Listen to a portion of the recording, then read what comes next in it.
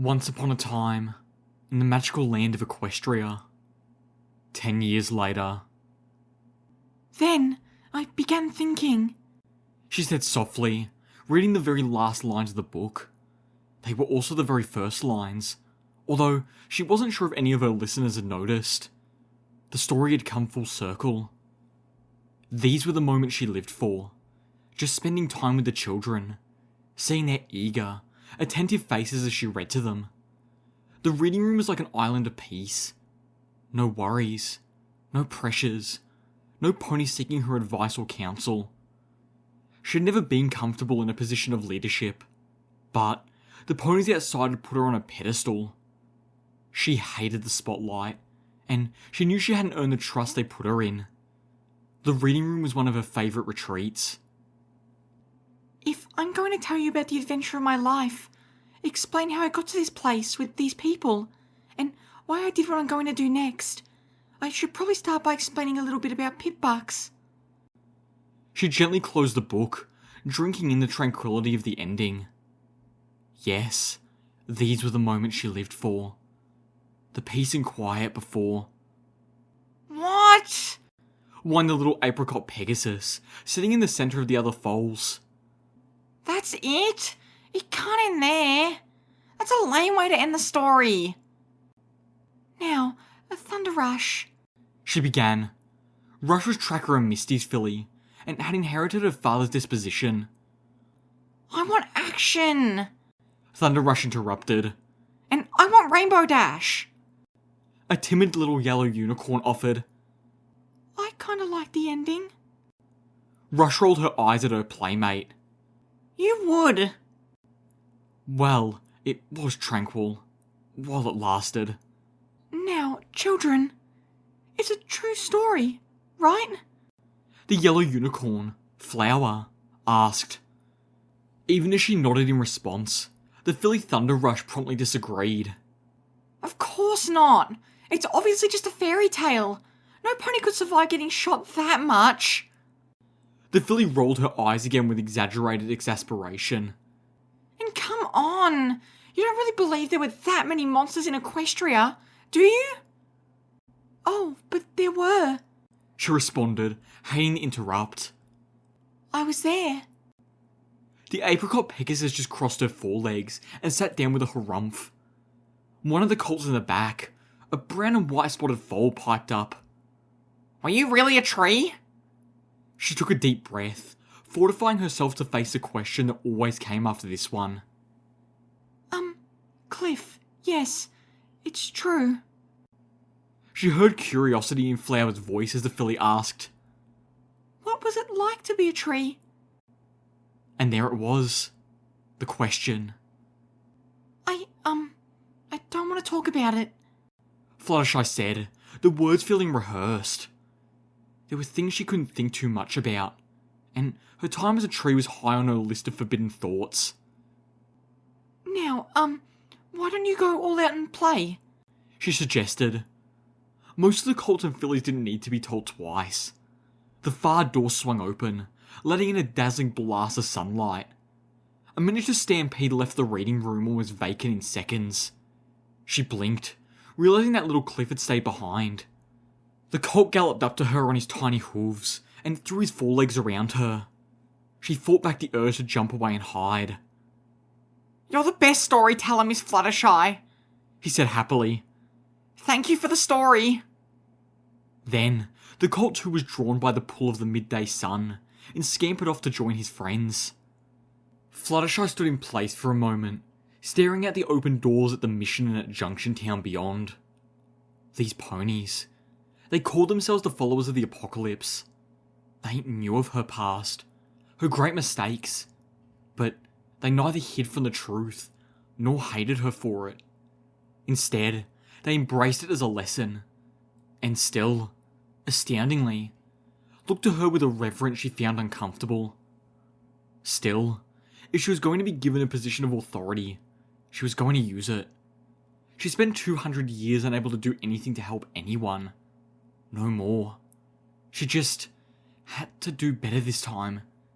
And this time, she was going to stay close to her friends so that they could help her. She spotted the followers' leader, Velvet Remedy. The charcoal-coated unicorn looked her way, smiling. She lifted a forehoof and waved. Fluttershy waved timidly back, her eyes catching the ornate golden pipbark, encrusted with a nightingale-shaped gemstone, on Velvet Remedy's leg. She remembered when that had been a necklace. Her necklace. She found herself smiling happily, happy it had found a new bearer. Although, it had taken for a while to grasp the somewhat abrasive mare as a beacon of kindness. She wasn't surprised that the element had taken a new form. After all, before it was a necklace, it had been a heavy, round rock. And the book did help explain why the elements chose this new appearance. Fluttershy picked up the book in her mouth and walked over to the bookshelf. The Book of Little Pip was a good book, she thought, despite some of the darker parts that she had to skim over when reading it to the kids. The book had helped her understand things, answered many questions. Zenith's potion had reversed the curse of the Killing Joke, restoring her physically to how she had been just before it touched her. But her mind.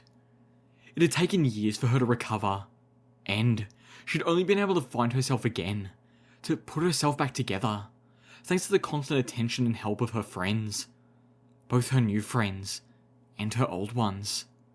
Velvet Remedy had been right. The little statues of her friends had helped her put herself back together. Without them, she probably would have remained broken, insane, forever. The statuettes of her friends were the second set like that she'd been given in her life. The first was from Rarity. The ones she had now were from Velvet Remedy. With them, she could weather the loss of her friends. And it felt sometimes like they were still here with her. Sometimes, in her sleep, they would stand by her against the monsters that lurked in her head. She hadn't understood how or why until Velvet Remedy had given her the Book of Little Pip. Now, thanks to the book, she knew. It was, however, rather disconcerting to know that there were little statuettes of her out there somewhere, radiating the essence of her soul. The statuettes were in her saddle boxes. She took them wherever she went, taking them out only to put them on the mantle above her bed at night before she slept. With Angel. The eternally petrified form of her dearest pet and longest friend watched over her each night, guarding her. It was maybe macabre, maybe somewhat unhealthy, but she slept better with him there. He kept the nightmares away. As she slid the book back into its place on the bookshelf, she again thought that, yes, it was a good book. Deeply painful at times, but it was nice to feel like she knew Little Pip. So many of her new friends did, and, despite some of her bad times, she seemed like such a nice pony. Fluttershy had talked to Little Pip once, but even being in one of the tower stations made her very uncomfortable. The single Pegasus project, she had to admit, freaked her out. Little Pip had called it peaceful, but Fluttershy had panic attacks at the mere thought of the place, of being trapped, unable to move, watching helplessly. She felt her heart racing and shoved the memory away. That place was on her list of things not to think about too much. Sometimes, her mind was like a minefield. She had to be careful where she stepped. Still, she had recovered. Mostly. It had taken years, yes. She smiled a little. The sort of smile you could only manage looking back on something from a great distance. Her well-intentioned friends had swiftly taken her to Spike's cave, thinking it would help her to be with someone she knew. 200 years as a tree had done nothing to dampen her phobia of dragons. Of course, she hadn't recognized him. He'd grown up. And true, she'd seen him grown up once before, but that was an unnatural and temporary growth, not like the real thing. He looked completely different. He had wings, for one thing. "I'm sorry I scared you," she remembered Spike saying one day, after she'd finally been able to do more than just squeak and cower in response.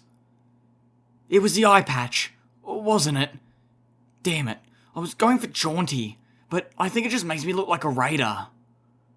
It had not been the eye patch. If anything, the eye patch was nice, Made him look dapper. She told him so. Fluttershy lowered her nose and nudged the book fully into place. Yes, she thought for a third time. It was a good book. Sometimes, though, she thought it had a bad title. In her mind, it was more than just the story of a single mare. It was the story of Equestria. The Equestria that had been. The equestrian wasteland that is. And the hopes for the new Equestria that was beginning to bloom. Maybe the story should have Equestria in its name, she asked herself. More than that, it was a story of the birth of the fledgling forces of good in the equestrian wasteland. The new Cancelot Republic. The Applejacks Rangers. Even the followers of the Apocalypse had their origins in this story. And she shouldn't forget the Twilight Society, whose megaspell had turned them into a superpower in the wasteland. They were good and helpful ponies too. Mostly. Usually. Fluttershy crossed the reading room and stepped out into the pure sunlight that poured down on Junction Town. She blinked, adjusting to the brightness as she felt the warmth of the sun penetrate her feathers and coat. Ahead and to the left, Velvet Remedy was talking to some of the medical ponies near the clinic. To her right, the laughter of the playing children tickled the air. Straight ahead, at the far wall of the mission, she spotted Pallet and her apprentice Silverbell. The older mare was guiding the adolescent unicorn as she used her magic to put the finishing touches on a stained glass window. Fluttershy guessed the window was for the new Cancelot Castle. She closed her eyes, drawing in a deep breath. The scents of dust and lavender trees mixed with a hint of rosewood and cinnamon from Brandy's cookhouse. Oh, smell that air, she said softly to her friends in her saddlebags. It was the smell of everything being good in the world. She turned to watch the children. Thunder Rush's little brother was pestering the apricot Pegasus. She tilted her ears to catch the conversation. I can name all the presidents of the new Cancelot's Republic, the little one boasted. So cute he made Fluttershy snicker. Pfft, Rush said, blowing her sibling off. That's easy. There's only been 2. Try something harder. The tiny colt tried again. I can name all the princesses of old Equestria. Equally easy isn't harder. Fluttershy sighed, shaking her head, and took a step. She eeped as a young voice cried out, Hey, Fluttershy! Turning, she saw the pink alicorn filly fly up unsteadily, her face wide and smiling. Oh, hello, Surprise. Fluttershy greeted her. Surprise was the third alicorn to be successfully birthed, and the first alicorn to have a coat that wasn't blue, green or purple. Look what I can do! The alicorn filly beamed happily. Her little face scrunched in concentration. Her horn flickered and began to glow, small sparks erupting from its tip. A blob of magical energy formed above the little unicorn. It melted down around her, forming a magical shield. The fragile magical sphere lasted only a moment before popping like a soap bubble. But the alicorn's eyes looked up with glee. Oh, that's very good, Surprise. Fluttershy cooed. You're getting ever so much better. Your parents must be so proud. Still, she couldn't help but suppress an involuntary shudder. Her eyes drifting towards the mountains, and towards Glyphmark. She knew better than to worry. Zenith, of all zebras, wouldn't allow them to be anything but extra cautious. Still, the brew they created to turn alicorns male, the potion that allowed them to breed, required extractor killing joke as an ingredient, and that meant the angels were cultivating it over there. No. Stop thinking about things on the list. You know it's not healthy. Surprise squeaked in delight and fluttered away seeking another adult to show off to. Fluttershy slowly walked down the cobblestone street that wove through the mission. She passed Brandy trotting the other way, pulling a cart of vegetables from the garden. She exchanged greetings with the young cook, feeling fleetingly disappointed that she wouldn't get to taste the soup and salad being planned for tonight. But she wasn't going to be here. The equestrian wasteland was producing enough food now for its population to begin to prosper, ponies and non-ponies alike. 3 years ago, Little Pip had cleared the last of the cloud curtain. Her continued habitation in the Celestia hub being as much out of dedication to a promise as it was for psychological and physiological concerns. The former she empathised with all too well. The latter regarded the small mare's development of a constitutional weakness. Her multiple exposures to pink cloud and broadcasters having taken their toll. Plus, while not constantly minded, the weather still needed to be regulated so that the farms could run at maximum production. And sadly, it would probably be generations before the rest of Equestria was willing to trust the weather to the Pegasi again. Yes, food was no longer a necessity that ponies needed to struggle or bleed for. The new Cancelot Republic ensured that the bounty was distributed generously to all, and the Talons kept the farms and caravans safe from gangs and other marauders who would attempt to seize control. Rather, the national concern had turned once again to power. The Gardens of Equestria had given back their farmlands, but had stripped them of the radioactive materials necessary to run Red Eye's engines. For now, most of the energy used by the NCR was generated from devices drawing on star batteries. A donation from Calamity, she'd been told. But these resources were finite and heavily strained. The needs of the nation would soon far exceed the limited power they could produce. Fluttershy cringed at the notion that Equestria's power might soon become dependent on irradiated rocks and other materials that could only be found in foreign lands. She'd seen the land she loved go down that road before. It did not end well. Getting Aquacura was bad enough. Several field mice scampered across the street. Fluttershy flapped her wings, lifting her hooves off the cobblestone, giving them space to pass. An iridescent bird of golden and emerald plumage shot down out of the sky, snatching one of them up.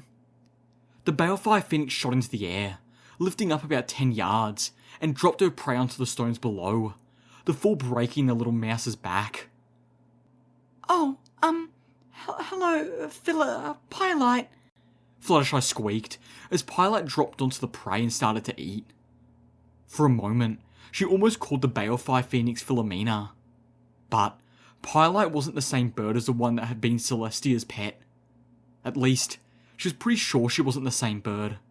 But the similarities were striking enough that Fluttershy was sure they were from a common family. Cousins. Maybe even sisters. Pylite looked up at Fluttershy, mouse intestines dangling from her beak, and squawked pleasantly. Fluttershy bit back the urge to grimace, smiling approvingly at the predator instead. She'd been with Velvet Remedy through Pylite's last 2 natural renewal cycles. The first time, helping the unicorn accept the seemingly horrible decline of her pet's health.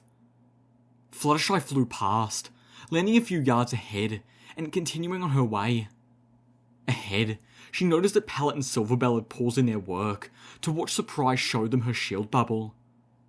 A chime sounded, crystalline and clear, ringing across the mission. She perked up, looking to the sky above the gate. Other ponies trotted about her, headed to sea. Silverbell galloped past her, her mentor trotting more leisurely behind. Velvet Remedy joined her side. Surprise followed the promise that there were more adults to show off to. One of the caravans was home. Even before she recognised the silhouette, the glints of metal under his wing and on his foreleg told Fluttershy that it was Calamity who had come home. It was good to see him again, and not just because he was going to be her ride this afternoon. She'd always been a weak flyer, even in her youth, and she wasn't young anymore. The only pink in her mane nowadays was from the strings Silverbell had put in it while practicing cosmetic spells. Fluttershy felt confident in flying across Junction Town, maybe even to where they were building the new castle, but not all the way to Buckland Cross. The heavy gate doors squealed, pulled open by ponies on pedal machines made from old griffin chasers.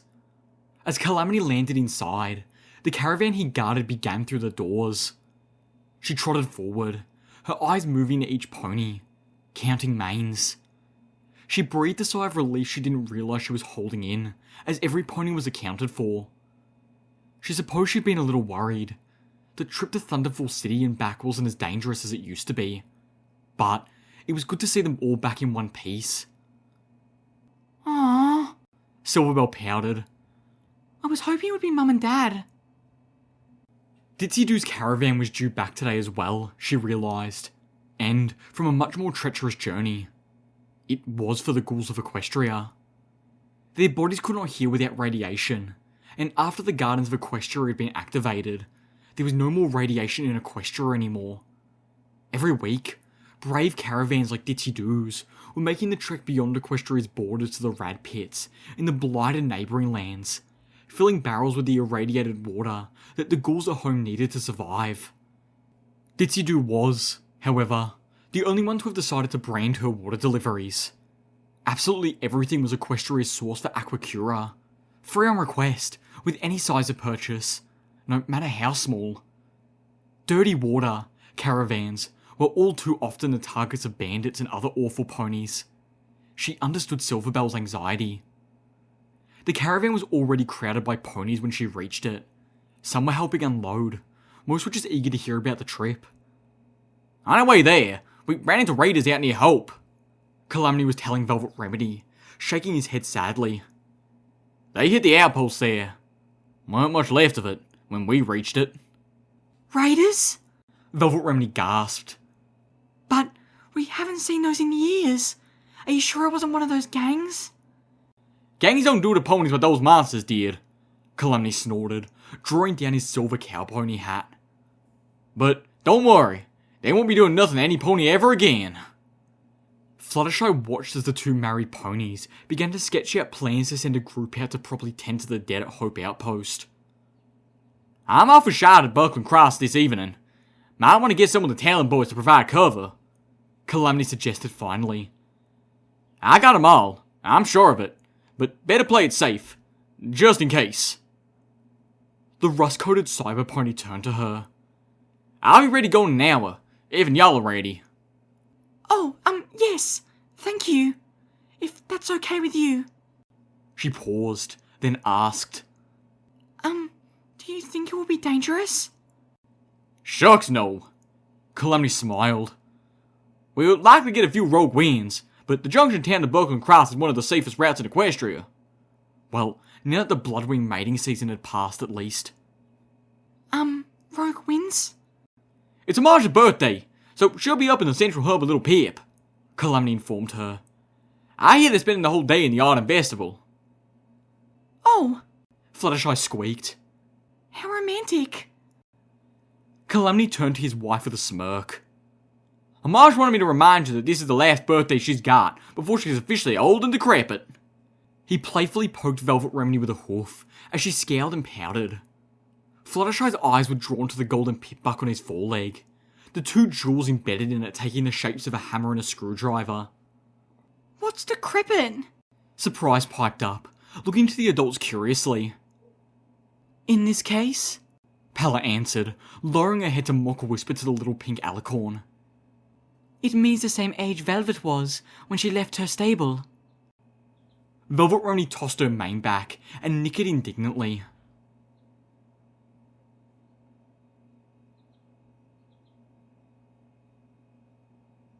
Dusk was settling over Equestria.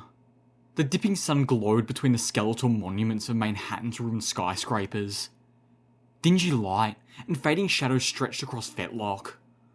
The wind sent ripples across the lake and through the lush hills of grass. She stood in the back of the sky chariot, staring down as Fetlock passed below. She could see the lights of the settlement built around the Applejack's Ranger stronghold, a bastion of life in a sea of wreckage. Did you see Ponyville? She asked suddenly. "Yep," Calamity answered as he flew, pulling the chariot behind him. "They seem to be doing alright, for hellhounds. Not even raiders are stupid enough to wander near Ponyville." 10 years ago, a megaspell destroyed the hellhound's home in Splendid Valley. A few dozen of the survivors had surfaced in the ruins of the town that had once been their home. The home of her friends. Now, it was a home to maybe a score of hellhound families. As Calamity guided the sky chariot towards those hills, Fluttershy knew where they were going. Part of her mind insisted on envisioning this place as it once was. She and her friends had once gone golfing on those very hills, back before the war was even a whisper. She remembered Angel had gotten bored and started gnawing on the canopy of their golf cart until she had cajoled him to stop. But this wasn't a golf course anymore. Calamity brought the sky chariot down on the wind-stroked grass and unhitched himself.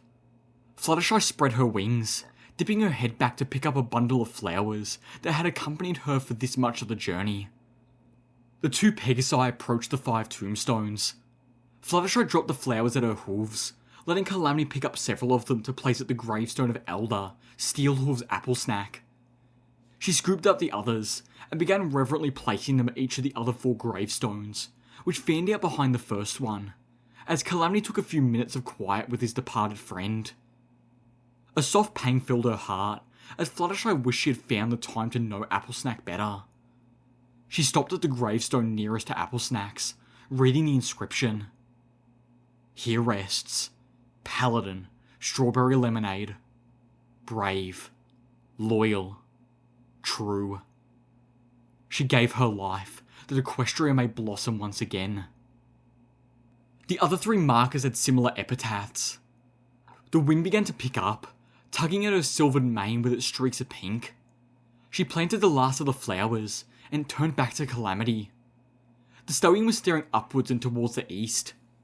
She followed his gaze, spotting the gaunt, flying forms of 2 ghoul Pegasi pulling a water cart, leading the other water wagons as the caravan flew towards Junction Town. She knew one of those lead ghouls would have a golden pipbuck on her foreleg, with several diamonds arranged like bubbles. Ditsy-Doo, the bearer of laughter. Whoever could have imagined? It warmed her heart that her old friend had found love in the equestrian wasteland. If any pony in Equestria deserved happiness, Fluttershy thought, it was her. As she watched them pass, she believed she saw the pale stallion beside Ditsy-Doo glance at his love, the Cancelot Ghoul's normal grimace fading into a look of silent adoration. He caught her, his little falling star. A strange thought crossed her mind as she mused that Ditsy-Doo and Lionheart reminded her, just a little, of Applejack and Applesnack. As if reading her thoughts, a very disturbing notion, Calamity stepped next to her, expressing, I ain't normally the religious type, but I've seen enough to know souls exist. So, part of me likes to imagine that somewhere up there, Steelhooves and his gal are smiling down on those 2. Fluttershy nodded quietly. The winds continued to blow, making the trees creak and the water of the lake lap at the shore.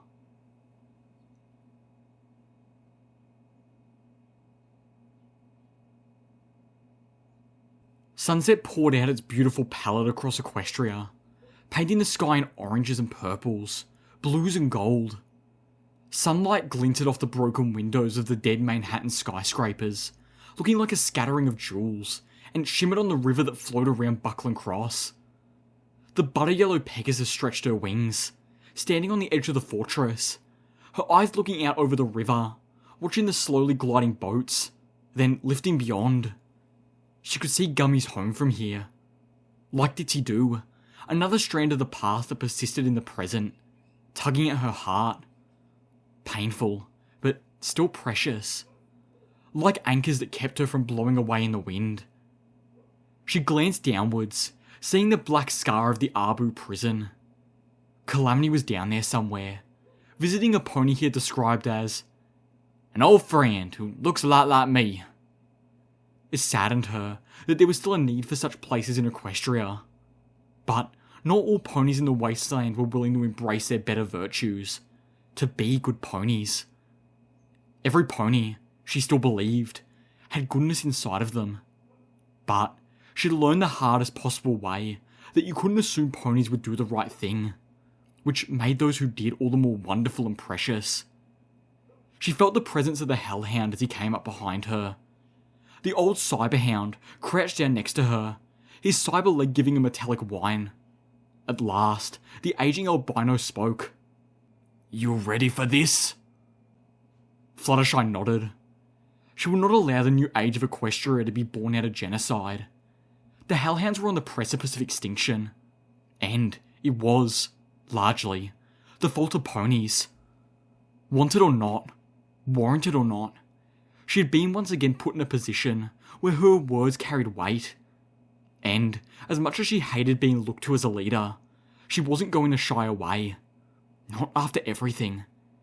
This is something she must do. She must.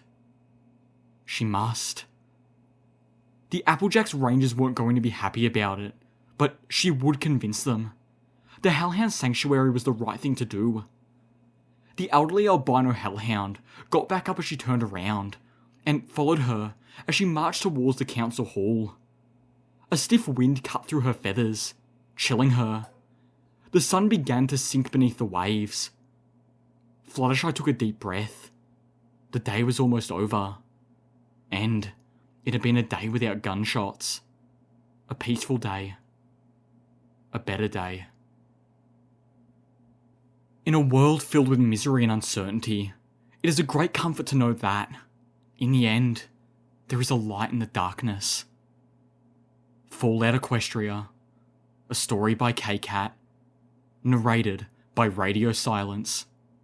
Thank you for listening. The end.